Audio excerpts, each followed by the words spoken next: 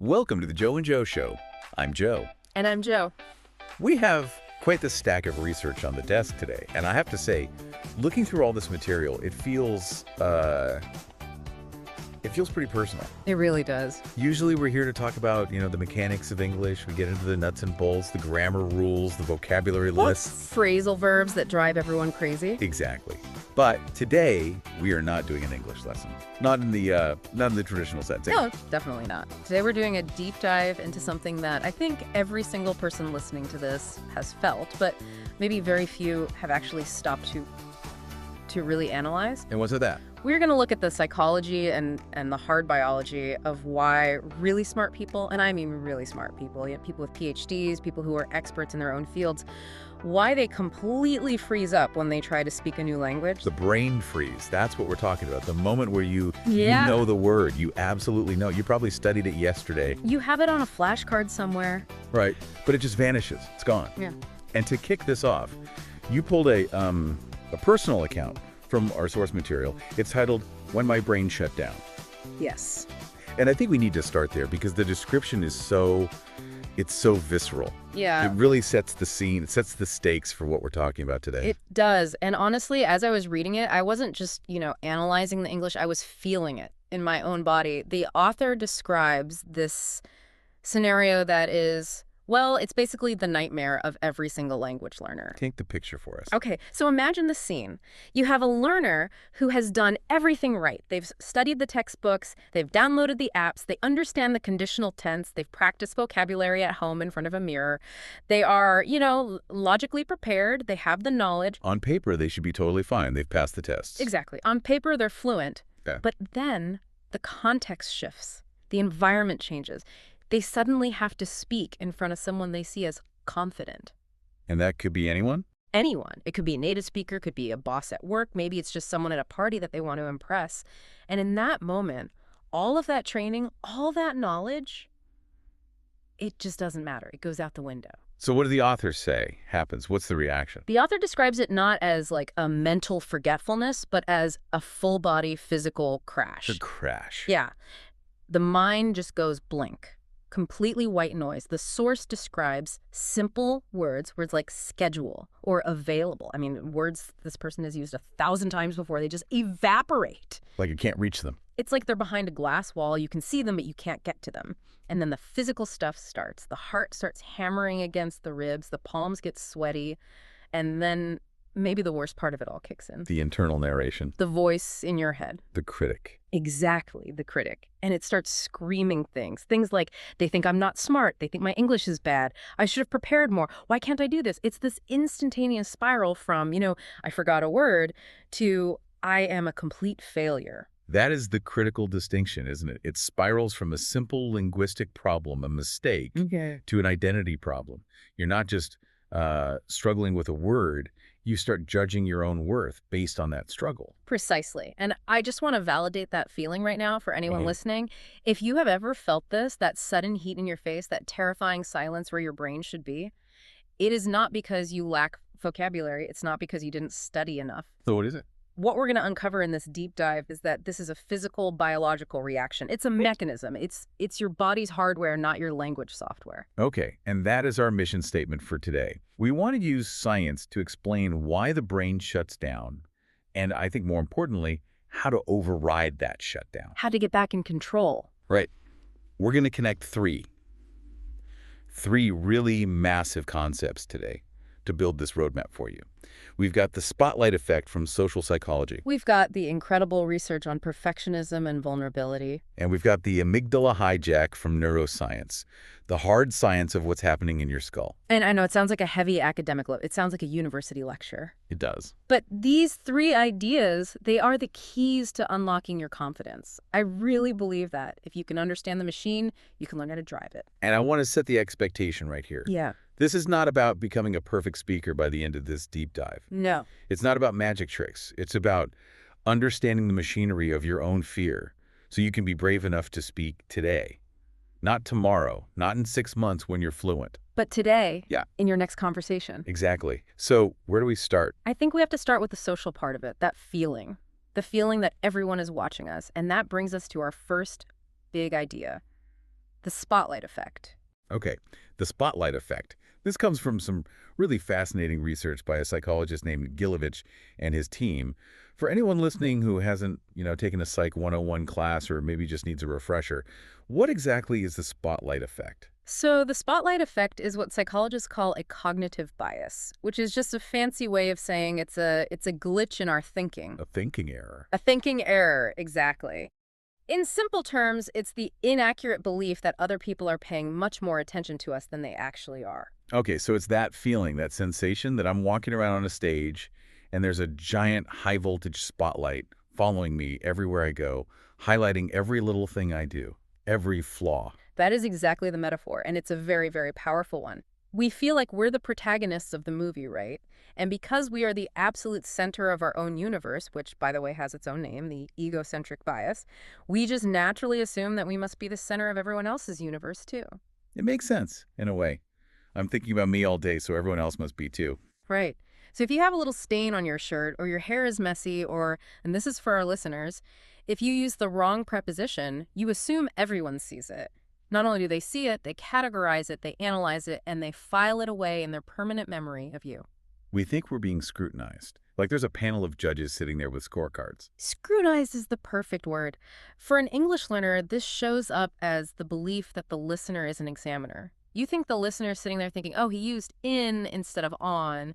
His English is terrible. I can't believe he made that mistake. He must not be very educated. Which is just a horrible feeling. Uh, But the research, the data, suggests that it's just statistically false. It's a story we're telling ourselves. It's overwhelmingly false, and there is a famous experiment that proves this so beautifully. It's from that Gilovich study, and it involves a T-shirt. The Barry Manilow T-shirt. I love this study because it is so incredibly awkward. I cringe just thinking about being one of those participants. It is a classic of social psychology for a reason.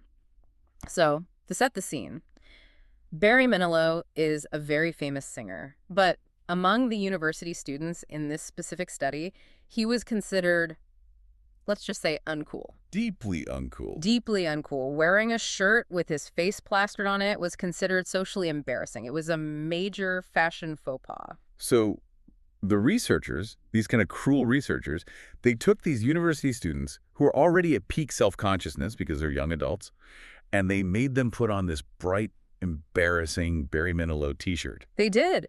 They forced them to wear the shirt and then told them to just walk into a room full of their peers. Yeah. Walk in, hang out for a minute, and then walk out. And then came the question. Then came the question.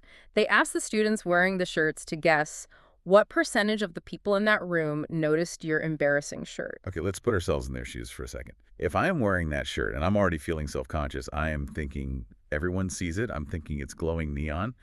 I would probably guess, 80%, maybe everyone. That's a very common guess. The students in the actual study predicted that 50% of the people in the room would notice the shirt. Half the room. That feels like a reasonable guess if you feel like that spotlight is on you, if you feel exposed. Mm-hmm. So what was the reality? How many people actually noticed? The reality was that only about 25% of the people actually noticed. Wow. Just 25, so they overestimated by double. Double, exactly. They thought half the room was looking at them judging their T-shirt, but in reality, 3/4 of the room didn't even register it. They were in their own world. And this result, it's been replicated in other studies with different variables. We consistently, reliably overestimate how much people notice our flaws by a factor of 2. That is a huge margin of error. It's not just a small miscalculation. It's a fundamental distortion of reality. It is. So let's apply this directly to language learning, because that's what we're here for. If I'm speaking to a native speaker and I stumble or I forget a word, my brain, my bias, tells me that 50 or maybe 100% of their attention is locked onto that mistake. That's what it feels like. But the reality is, Yeah. it's probably 25% or less. Oh, probably much less. I mean, think about it. A little grammar mistake is much less visible than a giant picture of Barry Manilow on a bright yellow T-shirt. That's a very good point. A grammar mistake is fleeting. It's just sound. It disappears the moment it's spoken. If we go back to that source we started with, When My Brain Shut Down, the author realized something crucial, but only later on, after the fact. What's that? When they froze, they thought the other person was judging their intelligence, judging their English ability.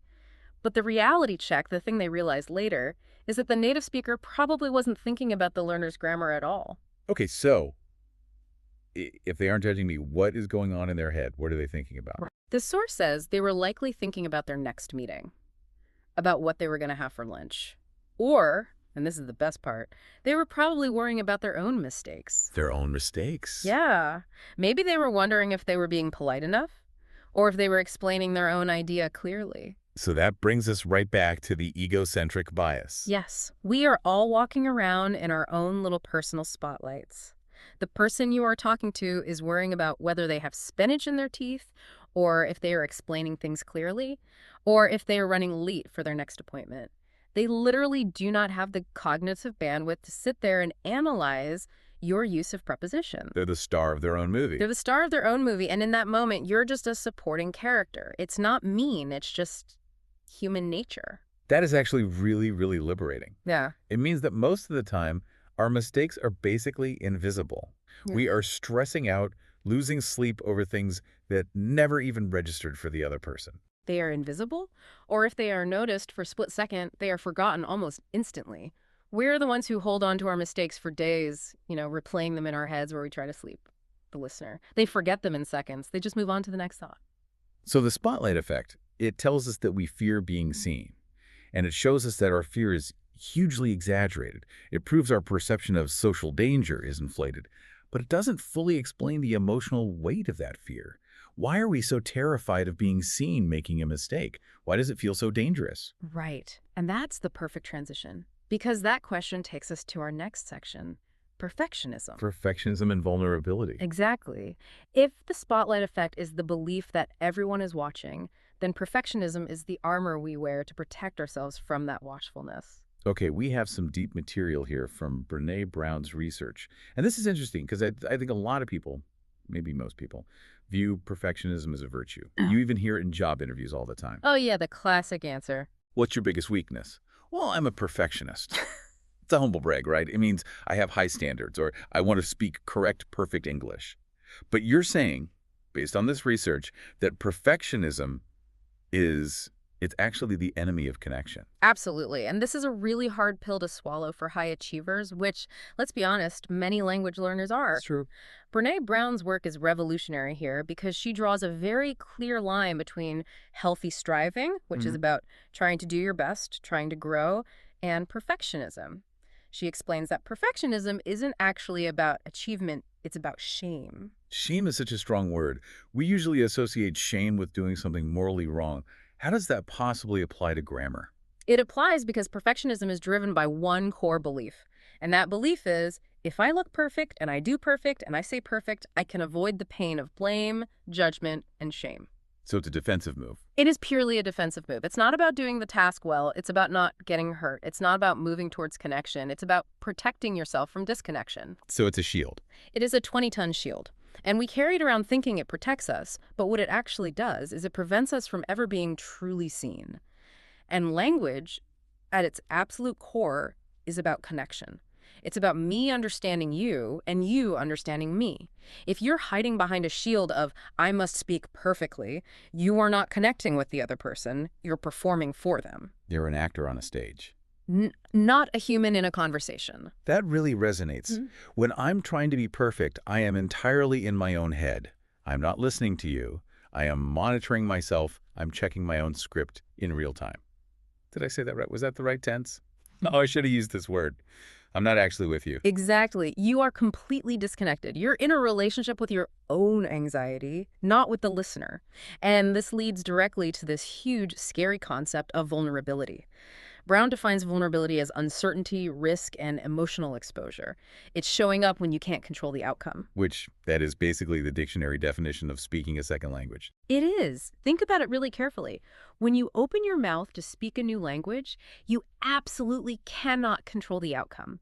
You can't fully control your accent. You can't guarantee you'll understand their reply. They might use a slang word you've never heard. You can't guarantee you'll find the right word at the right time. Speaking a new language is inherently structurally vulnerable. It requires you to be defenseless. And Brown's whole argument is that this vulnerability is actually a form of courage. Yes. In a culture that so often equates vulnerability with weakness, her research shows the complete opposite. It is our greatest measure of courage. To show up and be seen, to speak when you are not perfect, to speak when you might look foolish, that is a fundamentally brave act. It takes real guts. But it's so hard. It is Yeah. really, really hard to feel that fear and do it anyway. And I love this quote you pulled from Brene Brown about how we try to deal with that fear. Yeah. She talks about numbing. Oh, the banana nut muffin quote. It's one of my absolute favorites. It's so human. It is.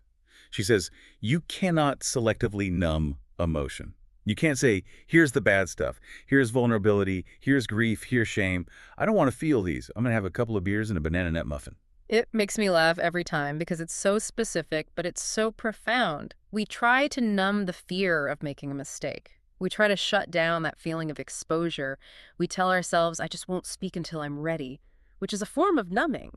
But here is the catch, and this is the scientific truth of it. You cannot selectively numb.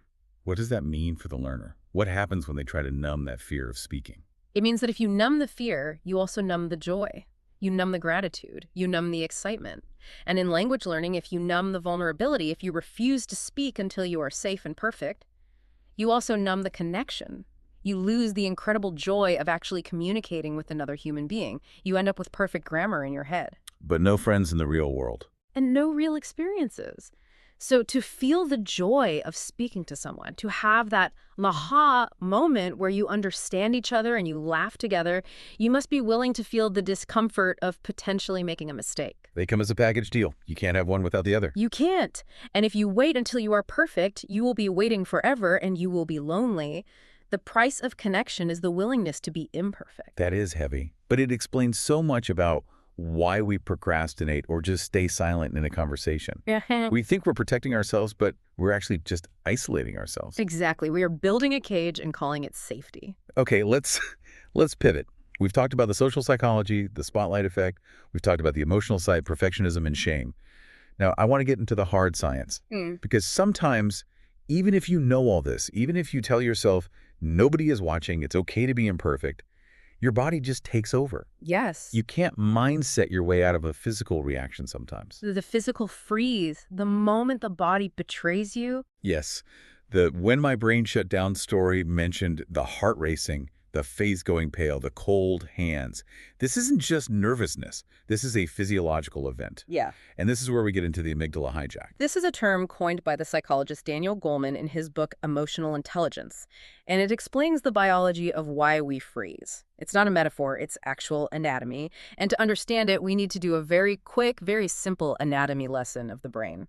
Let's break it down. As I understand it, we have three main characters in this little drama: the thalamus, the amygdala, and the neocortex. So what do they do? Okay, so think of the thalamus as the entry gate, or maybe like the main switchboard operator for the brain. It receives all the sensory information of what you see, what you hear. Usually when you're in a calm state, it sends that information to the neocortex. The neocortex being the thinking brain. Right. The big wrinkly part on top that does all the smart stuff. Yes, exactly. The neocortex is the smart part. It's the evolutionary masterpiece. It analyzes, it reasons, it finds the right vocabulary words, it remembers grammar rules, it understands nuance and sarcasm. It's the CEO of the brain. It makes the slow, careful, executive decisions. Okay, so that's the ideal path. Information comes into the switchboard, gets sent up to the CEO's office, and the CEO makes a smart decision. Yeah. Simple enough. Where does the amygdala fit in? The amygdala is the alarm system. It's the security guard. The sentinel. It is a very, very old part of the brain, evolutionarily speaking. It sits deep inside, near the brainstem. Its only job is to scan for danger. It asks one simple question 24 hours a day, every millisecond. Is this a threat? Will this kill me? A bit dramatic, but okay. Very dramatic. So in a normal, calm conversation, information goes from the thalamus, the switchboard, up to the neocortex, the CEO. The neocortex thinks about it. Oh, he asked me about my weekend, and then we respond intelligently. We call this the high road. Correct. Goleman calls it the high road. It's accurate, it's thoughtful, but it's slightly slower because the neocortex has to process all the data. It takes time to think. But millions of years of evolution gave us a backup plan. A low road. A shortcut. A shortcut, exactly. In a moment of fear or what it perceives as a threat, the brain takes this shortcut. The thalamus sends a signal directly to the amygdala, completely bypassing the neocortex. Wait, so it skips the thinking brain? Yeah. It goes around the CEO's office and runs straight to the security guard. It skips the thinking brain completely. Joseph Ledoux's research on this calls this pathway fast and sloppy. It is designed for speed, not accuracy. It triggers a reaction before the thinking brain even knows what is happening. And this is the hijack. This is the hijack. The amygdala, the security guard, declares an emergency. It effectively says, we don't have time for the CEO to have a meeting and form a committee. We need to act now. It takes the wheel. It recruits the rest of the brain and body for one thing and one thing only: survival. And this explains all those physical sensations we talked about earlier. So when the amygdala hits that big red panic button, what physically happens to the body to cause the freeze? Why do I forget a simple word like schedule? Okay, so it triggers the fight or flight response, or sometimes fight, flight, or freeze. It floods your body with stress hormones like cortisol and adrenaline. And here is the really interesting part, especially for language. It completely changes the blood flow in your body. Changes the blood flow. Where does the blood go? Well, the body is preparing to either run away from a threat or fight it. To do that, you need your big muscles. So blood and oxygen flow away from the non-essential parts of your brain, like the prefrontal cortex. The thinking part. The thinking part. And also away from your face, which is why you might go pale or feel your face get cold, and it flows into the large muscles, like your legs and your arms. So my body is getting ready to literally punch the native speaker or run away from them. Basically, yes. Your biology is preparing you to survive a physical threat. It's preparing you to wrestle a bear.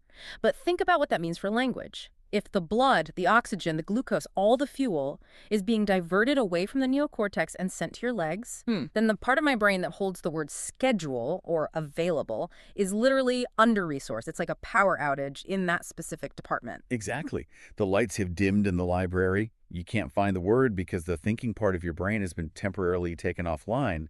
The emotional brain is driving the car, and the emotional brain doesn't know English grammar. It only knows survival. It knows run, freeze, fight. It does not know present perfect continuous. That is just wild. So when I'm standing there and I can't remember a simple word, it is not because I'm stupid. It's because my body, on a very deep level, thinks I'm about to be eaten. Precisely. And this is where the trigger comes in. The amygdala is, as Goleman says, an out-of-date neural alarm. It's imprecise, it's sloppy, it sees social danger, the fear of embarrassment, the fear of judgment, the fear of losing status, and it treats it with the exact same level of panic as it would treat a saber-toothed tiger. The source material puts it so well. My nervous system thought I was in danger. It treated conversation like a threat. That is the key insight of this entire deep dive. Your brain isn't failing you. It's actually working too well. It is doing exactly what it evolved to do: protect you. It just has a very confused, very out-of-date idea of what safety means in the year 2026. It thinks safety means don't speak, hide, run. But we want safety to mean connect, talk, share. So the alarm is calibrated for the Stone Age, but we're living in a coffee shop trying to order a latte. Right. And just knowing this mechanism, just understanding it, is the first step to fixing it. Because if you know it's a false alarm, you can stop panicking about the panic itself. This leads us perfectly into section 4, the reframe. Because if we just stop here, it's all kind of depressing, right? My brain thinks English is a tiger. Good luck with that. But the research suggests we can actually change this narrative. We can reprogram the alarm. We can, absolutely. And the most compassionate and effective thing you can do for yourself is to reframe the entire experience. Instead of saying, I froze because my English is bad, or I froze because I'm stupid, you say, I froze because my nervous system is trying to protect me. That immediately takes the shame out of it. It's not a character flaw, it's biology. It's just a reflex, like pulling your hand away from a hot stove. And once you realize it's biology, you can start to work with it. You can hack it.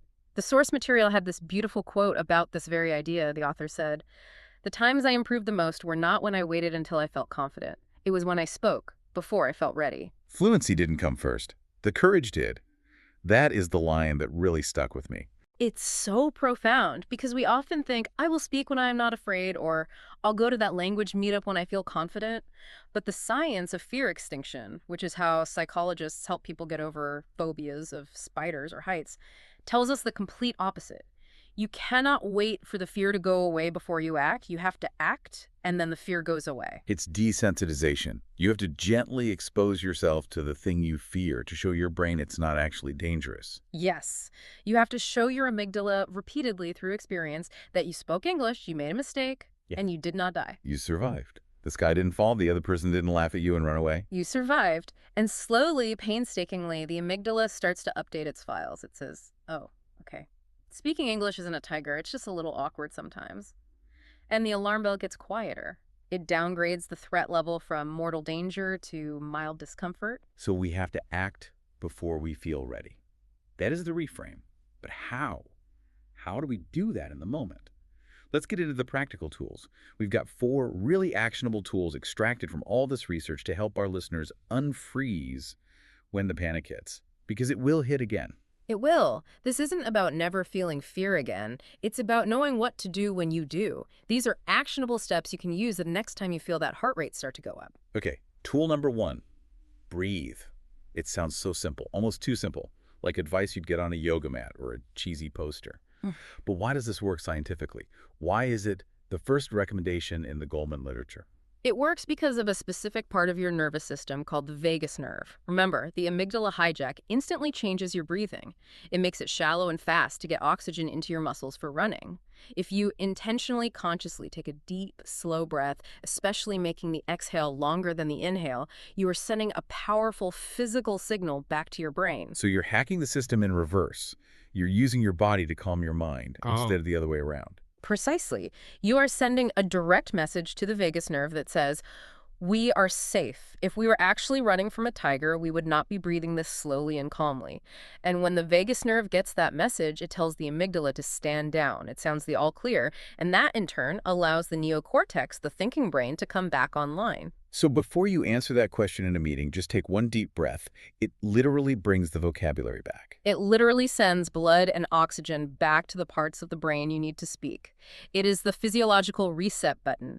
It buys you a few crucial seconds to get your thinking brain back in charge. That's incredibly powerful. Okay, tool number 2, shift focus outward. This sounds like the direct cure for the spotlight effect. It is. The spotlight effect happens because we are hyper-focused on ourselves. We're in a loop of self-monitoring. Am I making sense? Is my grammar bad? Do I look stupid? That internal monitoring is paralyzing. It uses up all your available processing power. So what do we do instead? How do you shift focus? You turn the camera around. Instead of scanning yourself for mistakes, you actively scan the other person. Look at them. Really look at them. Are they smiling? What are they wearing? What color are their eyes? What are they trying to tell you? Get curious about them. It distracts the brain from the self-judgment. It gives it another job to do. It breaks the cycle of self-monitoring. It uses your cognitive resources to observe the world and connect with another person rather than to attack yourself. And honestly, it makes you a much better listener and a better communicator because you're actually paying attention to the communication, not just your own performance. I love that. Okay, tool number 3, the logic check. Or, as I like to call it, the Barry Manilow maneuver. Yes. In the moment of panic, when your emotional brain is screaming, you have to use your thinking brain, your neocortex, to remind yourself of the truth. You have to literally talk to yourself in your head. You have to tell yourself, remember the research, they're not thinking about my prepositions. They are probably thinking about their lunch. So you just assume they don't care. You assume they are not judging. Remember that most people are anchored in their own experience, not yours. If they look bored, they are probably just tired, not secretly judging your English. If they look confused, maybe the room is loud and they just didn't hear you. It's about not taking it personally. It's about decentering yourself from the interaction. Exactly. It's a logic check to counter the emotional alarm. It dampens the amygdala's response by introducing some cold, hard rationality. The data shows they probably didn't even notice. Fantastic. And finally, tool number 4. This one sounds the scariest to me. Practice imperfection intentionally. It is the most powerful one, and yeah, it's the scariest. We talked about emotional relearning. The only way to teach the amygdala that speaking English isn't dangerous is to speak, survive the mistake, and realize that you are okay. So you're saying we should actually try to make mistakes. That feels very counterintuitive. I'm saying you should lean into the discomfort. Treat every single conversation not as a test of your intelligence or your worth, but as practice for your nervous system. Go into a coffee shop and order something, and if you stumble over the word cinnamon, just keep going. That moment of stumbling and then surviving is where the growth happens. You are building a library of evidence in your brain that proves you are safe. Yes. You are rewriting the story that your brain has about English. It's not a threat. It's just a skill you're practicing. And the only way to build that new story is through exposure. You have to get in the water to learn how to swim. You can't just read about it. This has been such an incredible deep dive. We've gone from embarrassing Barry Manilow t-shirts all the way to the Amygdala Hijack, covering social psychology, emotional intelligence, and hard neuroscience. And I really hope the thread connecting it all is clear. The fear you feel is real. It's biological, it's visceral, but the danger that it's pointing to is not. Exactly. Your brain is trying its best to protect you, but you don't need protection from a conversation. So here is our final encouragement to you, the listener. The goal is not to be perfect. Perfection is that heavy 20-ton shield that keeps you isolated. The goal is just to be present. Connection is so much more important than grammar. If you mess up the verb tense, but you make the other person smile or you learn something new, you have succeeded. That is the win. Absolutely. The spotlight isn't really on you. Everyone's in their own spotlight, so you are free to make mistakes. You are free to be messy and human. So the next time you have a chance to speak English and you feel that heart start to race, take a breath, remember the Barry Manilow shirt, and just speak anyway. Be brave today. If you enjoyed this deep dive, please consider subscribing to our channel. It really helps us continue these conversations. And maybe share this episode with them. It might be what they need to hear today. We really loved spending this time with you, and we look forward to exploring a new topic with you in our next episode. Take care, everyone. See you soon.